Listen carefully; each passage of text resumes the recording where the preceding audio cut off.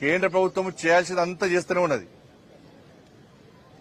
కానీ దురదృష్టవశాత్తు ఈ రాష్ట్రంలో ఉన్న ప్రభుత్వం మాత్రం ఇచ్చిన హామీలన్నీ గాలికి వదిలేస్తున్నది. 100 రోజుల్లో హామీలు నెరవేరుస్తామన్న ప్రభుత్వం 18 నెలలు గడుస్తున్నప్పుడు కూడా ఏ ఒక్క హామీని నెరవేర్చిన దాఖలాలు 6 గ్యారెంటీలను అటకెక్కిచ్చారు. దాని గురించి చర్చనే లేదు. చర్చ వచ్చినప్పుడల్లా ఇష్యూ డైవర్ట్ చేస్తున్నారు. ప్రజల దృష్టి మళ్లించే ప్రయత్నం చేస్తున్నారు. వాళ్ళ వర్షాలు పడ్డాయి, కనీసం ధాన్యాన్ని కొనుగోలు చేసేటువంటి కెపాసిటీ లేని ప్రభుత్వం, సత్తా లేని ప్రభుత్వం ఇది. ఇప్పటికీ చాలా ప్రాంతాల్లో ధాన్యం రోడ్ల మీద ఉన్నది. వర్షం పడ్డప్పుడల్లా తడుస్తున్నది. రైతులు అరిగోసపడుతున్నారు. నష్టపోయిన రైతులను ఆదుకునే ప్రయత్నం చేస్తలేదు.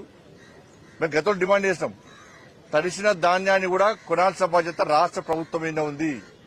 రాష్ట్ర ప్రభుత్వం నిర్లక్ష్యం వల్లనే ఇలా కొనుగోలు సరిగా జరగలేకపోయినాయి. దానికి బాధ్యత రాష్ట్ర ప్రభుత్వమే వహించాలి. గతంలో కేసీఆర్ గారు గిట్టిన వచ్చినప్పుడల్లా నేను 10,000 రూపాయలు ఇస్తాను నష్టపోయిన వాళ్ళకి చెప్పారు. లాపత్త లేకుండా ఇలా ఫామ్ హౌస్ పరిమితమైంది. ఈ